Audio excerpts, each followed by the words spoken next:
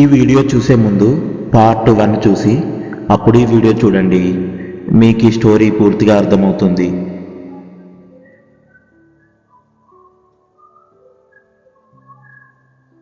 ఆ ఊరు విడిచిపెట్టడం నన్ను విడిచిపెట్టడం మా అమ్మకి ఎంత కష్టంగా ఉన్నా కానీ నా చదువుకి నరసాపురం వెళ్ళలేక తప్పలేదు.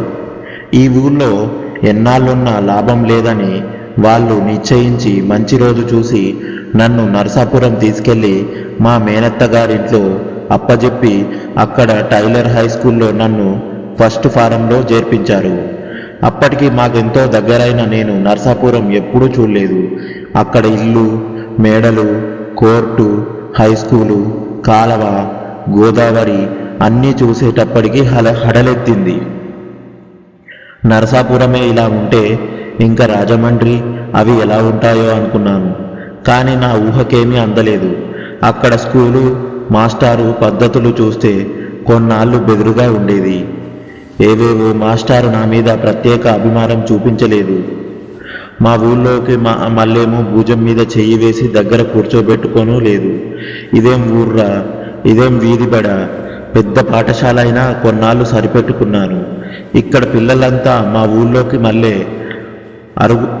అరుగుల మీద చాపలు చెదరలు వేసుకొని కూర్చోవడం గాక బల్ల మీద కూర్చోవడం, మాస్టారు దూరంగా కుర్చీ మీద వేసుకొని కూర్చోవడం.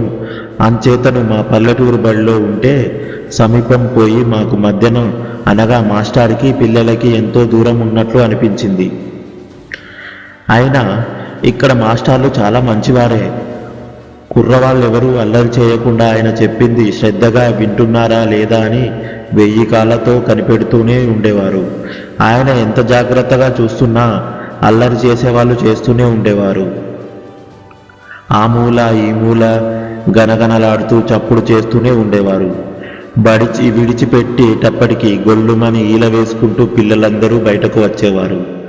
బయటకు రావడంతోనే ఎవరైన దాన్ని వాళ్ళు ఇళ్లకు పోకుండా గుంపులు గుంపులుగా కేకలు వేస్తూ పరిగెడుతూ ఒకళ్ళనొకళ్ళు సరదాకి కిందకి తోసివేస్తూ అల్లరి చేసేవాళ్ళు కొందరు. మరికొందరు బంతి ఆడుకునేవారు. ఇలా రకరకాలుగా ఎంతో సరదాగా నవ్వుకుంటూ కేకలేసుకుంటూ ఆడుకుంటూ ఉండేవారు. నాకు చాలా కులాసాగా ఉండేది. కొన్నాళ్ళు నేను ఏ ముఠాలోనూ చేరకుండా ఓ పక్కన నుంచొని అరుగు మీద కూర్చొనో ఈ వేడుక చేస్తూ ఆనందించేవాడిని. కానీ అట్టే రోజులు ఆ పిల్లలంతా నన్ను కూర్చొనివ్వలేదు. నన్ను కూడా బలవంతంగా లాక్కొని వెళ్ళేవారు. ఒకడు బంతి పుచ్చుకున్నా నన్ను కొట్టేవాడు. నేను తప్పనిసరిగా ఆ బంతి మళ్ళీ వాడి వీధకి విసిరవలసి వచ్చేది. అలా విసిరి పారిపోతుంటే మళ్ళీ బంతి వచ్చి నా వీపుకు తగిలేది. ఇలా తప్పనిసరిగా బంతి ఆట ఆడవలసి వచ్చేది. ఈవేళ ఈ బంతి ఆట అయితే మరొక రోజున ఉప్పట్టిలోకి లాక్కుపోయేవారు. ఇలా వారం రోజులు గడిచేసరికి ఎవరూ పిలవకుండానే నేను ఆటలకు తయారయ్యేవాడిని. అన్నింట్లోకి నాకు చెడుగుడు అంటేనే ఎక్కువ సరదాగా ఉండేది. అందుచేతనే ప్రతిరోజు నేను చెడుగుడు గుంపులోనే చేరి 2-3 ముసలములయ్యేసరికి మంచి చెడుగుడు ఆటగాడిగా తయారయ్యాను. గమ్మత్తు ఏమిటంటే మా ఊళ్ళో అక్కడ బడిలోనూ ఎరుగని కొత్త వింత ఇక్కడ కనిపెట్టాను. సంవత్సరమంతా అయిపోయి డిసెంబర్లో సెలవులిచ్చే ముందు క్లాసు పరీక్షలతో పాటు కొంచెం ముందు వెనకాల ఈ ఆటలన్నింటిలోనూ పోటీలు జరిగేవారు. గెలుపొందిన జట్టుకి బహుమతులు ఇచ్చేవారు. ఆ జట్టులో కూడా మరీ మంచి ఆటగాడిగా ప్రత్యేక బహుమతి ఇచ్చేవాళ్ళు. నేను చేరిన సంవత్సరం మా జట్టు గెలవడమే కాకుండా అందులో మొదటి బహుమతి నాకు వచ్చింది. ఇలా వస్తుందని నేనెన్నడూ అనుకోలేదు. ఈ బహుమతి ప్రదానానికి స్కూలుకు పిల్లలందరికీ పరీక్ష హాల్లో కూర్చోబెట్టి సభ జరిపిన మా జిల్లా కలెక్టర్ గారిని పిలిపించి వారి చేత బహుమతులు ఇప్పించారు. ఒక్కొక్కల పేరు చదువుతుంటే ఆ కుర్రవాళ్ళు కలెక్టర్ దగ్గరికి వెళ్ళడం, వారిచ్చిన బహుమతి అందుకోవడం, వారికి ఒక నమస్కారం చేసి వెనక్కి తిరిగి రావడం, ఇది ఏర్పాటు. ఈ క్రమమంతా 2 రోజులు ముందుగానే మా మాస్టారు మాకు నేర్పించారు. అందుచేతనే అక్కడ ఏమీ కంగారు పడకుండా సహజంగానే జరిగిపోయింది. ఎటొచ్చి ఆ పిల్లలంతా పేర్లు చదివినప్పుడు వాడు బహుమతి అందుకుంటున్నప్పుడు హాలంతా దద్దరిల్లిపోయేలా అక్కడ చేరిన విద్యార్థులంతా చప్పట్లు కొట్టేవారు. తక్కిన వాళ్ళందరికీ ఎలా ఉంటుందో గాని నా పేరు పిలవగానే నేను లేచి వెళుతుంటే ఆ చప్పట్ల ధ్వనికి నేను ఎంతో పొంగిపోయి గాల్లో తేలిపోతున్నట్లు కలెక్టర్ గారి దగ్గరికి వెళ్ళాను. అక్కడ నేల మీద నడిచానే గాని నమ్మకం ఇప్పటికీ లేదు. ఆ పైన కలెక్టర్ గారు నా కేసి చూసి మందహాసం చేసి గుడ్ బాయ్ అని నా వీపు తట్టారు. దానితో సంతోషం పట్టలేక నేను పరవశన్నాయి ఈ మాట మరీ గాలిలో తేలిపోతున్నట్టు నేను కూర్చున్న చోటులోనే గభీమని చతికిలపడ్డాను. నా పక్కనున్న కుర్రాలంతా నన్నెక్కడ కౌలిగించుకుంటున్నారు. కొంచెం చెప్పడానికి సిగ్గివేస్తున్నది కానీ అయినా చెప్పక తప్పదు. ఆ సంవత్సరం ఆటల్లోనే కాకుండా చదువుల్లో కూడా నేను మొదటి బహుమతి వచ్చినది. ఆ సంగతి నాకు అప్పటి వరకు తెలియనే తెలియదు. ఇంకా ఆ రోజు నాకు మరీ ఆనందంగా కలిగించిన విషయం మరొకటి జరిగింది. ఆ సభలో మా ఊరి నుంచి మా నాన్నగారు, మా ఊరు మాస్టర్ గారు ఎప్పుడొచ్చారో తెలియదు కానీ సభ ముగిసి అందరూ లేవగానే మా నాన్న, మా ఊరు మాస్టర్ గారు పక్క వాళ్ళనందరినీ తప్పించుకొని నా దగ్గరికి వచ్చి నన్ను ఎత్తుకొని ముద్దాడుతారు. దాంతో దగ్గరున్న పిల్లలంతా చప్పట్లు కొడుతూ నవ్వుతుంటే నాకెంతో సిగ్గొచ్చి ఆనందంతో కళ్ళ నీళ్లు కూడా వచ్చినాయి. ఇలా ఎంతో సంతోషంగా 2-3 సంవత్సరాలు గడిచిపోయినాయి. నేను 3వ ఫారంలో ఉండగా ఒక తమాషా జరిగింది. సంవత్సరం ఆఖరు కావస్తుండగానే స్కూల్లో ఇన్స్పెక్టర్ గారు మా స్కూలు పరీక్ష చేయడానికి వచ్చారు. అంతకుముందు రోజున మమ్మల్ని అందరి మంచి బట్టలు కట్టుకోమని మర్చిపోకుండా తలగుడ్డలతో వచ్చారు. స్కూల్ అంతా ఎంతో నిశ్శబ్దంగా ఉంది. మాకు తుమ్మడానికి దగ్గడానికి కూడా భయంగా ఉంది. మా మాస్టర్ గారు ఎంతో గంభీరంగా మా క్లాసులో అటు ఇటు తిరుగుతూ మమ్మల్ని జాగ్రత్తగా ఉండమని, అడిగిన ప్రశ్నకు భయపడకుండా సమాధానం చెప్పమని మమ్మల్ని పదే పదే హెచ్చరిస్తూ ఉండగా ఇన్స్పెక్టర్ నెమ్మదిగా క్లాసులోకి వచ్చారు. మా మాస్టర్ గారు గబుక్కున వారి దగ్గరికి వెళ్ళి నమస్కరించి నెమ్మదిగా కూర్చి దగ్గరికి తీసుకువచ్చి దయచేయమన్నారు. ఇన్స్పెక్టర్ గారు రావడంతోనే మా మాస్టర్ గారు చెప్పినట్లు క్లాసు పిల్లలందరూ లేచి వారికి నమస్కారం చేస్తూ నిలబడ్డాము.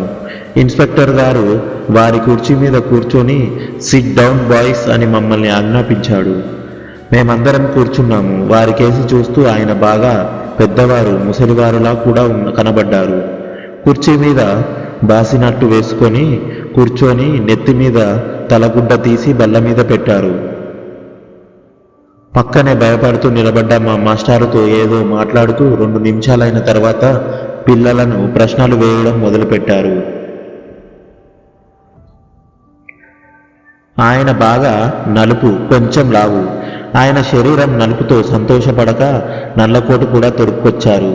ముఖం మీద తిరగాలి ఘాట్లు లాగా అమ్మవారు పోసిన మచ్చలు ఉన్నాయి. చాలనట్టు ఒక కన్ను బాగా మెల్ల. ఆయన క్లాసు కేసి చూస్తుంటే ఎటువైపు చూస్తున్నది మాకు అర్థం కాలేదు. మాకు కొంచెం నవ్వొస్తున్నా బలవంతాన ఆపుకొని భయభక్తులతో కూర్చున్నాము. ఆయన ఒక కుర్రవాడి వైపు తిరిగి సైన్స్ పాఠంలో ఏదో ప్రశ్న వేశారు. ఆయన ఎవరిని అడిగింది తెలియక పక్కనున్న కుర్రవాడు గబుక్కన లేచి నుంచొని సమాధానం చెప్పాడు. ఆయనకు విపరీతమైన కోపం వచ్చి అటు తిరిగి వెధవా, నిన్నెవడడిగాడ్రా? వాడు గజగజలాడుతూ చతికిల పడుతుండగా ఆ పక్కవాడు నిలబడి చేతులు కట్టుకొని వణుకుతూ నేనసలు కిక్కురు మనలేదండి అన్నాడు. దాంతో క్లాస్ అంతా విరుగుబడి నవ్వడం మొదలుపెట్టారు. మా మాస్టర్ గారికి కోపం, భయం ఎక్కువై బెత్తం పట్టుకొని నోరు ముయ్యండర్రా అని పళ్ళు కొరుకుతూ క్లాసు మధ్యకు వచ్చారు. ఇక ఇన్స్పెక్టరు మండిపోతూ లేచి నించొని బల్లగుద్ది సైలెన్స్ అని ఊరిమారు. ఆ ఉరుముకి మేమంతా హడిలిపోయి మాట్లాడాక కూర్చున్నాము. ఇన్స్పెక్టర్ గారు ఆ కోపంతోనే మరికొన్ని ప్రశ్నలు వేశారు. మళ్ళీ కుర్రాలంతా కంగారు పడకుండా వారు ప్రశ్నలు వేసిన కుర్రాడి పేరు మాస్టారు గారు పిలవడంతో పొరపాటు లేకుండా సరి అయిన వాడే సరి అయిన సమాధానం చెబుతూ వచ్చాడు. దానితో వారు కొంచెం శాంతించి ప్రసన్నులై ఇంకా ఏదో ప్రశ్నలు వేస్తూ నా గేసి తిరిగి నన్ను ఒక ప్రశ్న అడిగారు. నేను కొంచెం పరాగ్గా చూస్తూ కూర్చున్నాను. ఇంతలో మాస్టర్ గారు నా పరాకు చూసి ఏం పర్వతీశం, నిన్నే వారేదో అడుగుతున్నారు, చెప్పమన్నారు. నేను గబుక్కున చేతులు కట్టుకొని లేచి నిలబడ్డాను. వారి ప్రశ్న వినిపించుకోలేదు. ఇంతలో ఇన్స్పెక్టర్ గారు కాంతి కిరణం పడితే పరావర్తనం చెందుతుందా అంటే అది వెనక్కి తిరుగుతుంది అన్నారు. నాకింకా పరధ్యానం పోలేదు. ఇందాక చెప్పడం మర్చిపోయాను. వారిది బట్టతల సన్నగా మెరిసిపోతుంది. ఆ క్షణంలో మా క్లాసులో పాకలో కప్పులో నుంచి సూర్యకిరణం వారి నెత్తి మీద పడి పరావర్తనమైంది కాబోలు. ఇన్స్పెక్టర్ గారి వారి ప్రశ్న మళ్ళీ చెప్పగా నేనేమీ ఆలోచించకుండా బట్టతలండి అని అన్నాను. క్లాసులో గొల్లుమన్నారు. మా మాస్టర్ గారు మొహం మొత్తుకున్నారు. ఇన్స్పెక్టర్ గారు ఒళ్ళ నుండి తలగుడ్డు నెత్తి మీద పెట్టుకుని క్లాసులో నుంచి వెళ్ళిపోయారు. క్లాస్ అంతా నిశ్శబ్దం. ఈ ఇన్స్పెక్టర్ గారు ఖాళీ చేసిన కుర్చీలో మా మాస్టర్ గారు చతికిలబడి ఎదురు బల్ల మీద మోచేతులు ఆనించి 2 చేతుల నెత్తిన పెట్టుకొని, పార్వతీశం నా కంప తీశావురా, నీకు ఇలాంటి దుర్బుద్ధి పుట్టిందేమిరా ఈవేళ, నీవేదో తెలివైన వాడిమని ఇన్నాళ్ళు మురిసిపోతుంటే ఇలా చెప్పాలని ఎలా తోచిందిరా నీకు, ఇంతకీ నా కర్మ కాలింది, నా రోజులు బాగా లేవని విచారిస్తుంటే మా అందరికీ కూడా ఏడ్పొచ్చి అంత పనైంది. ఇంతలో భోజనం సమయం అయిందని గంట మోగింది. మా మాస్టర్ గారు దిగులు పడి అలాగే కూర్చున్నారు. మేమెంతో నిశ్శబ్దంగా బయటకు జారుకున్నాము. నెక్స్ట్ పార్ట్ కోసం వెయిట్ చేయండి. Thank you for watching our videos. ఈ వీడియో మీకు నచ్చినట్లయితే లైక్ చేసి మీకేమనిపించిందో కమెంట్ చేయండి. మరిన్ని వీడియోల కోసం వెయిట్ చేస్తూ ఉండండి. Thank you for watching our videos. ఒక మాట, సబ్స్క్రైబ్ చేసుకోండి.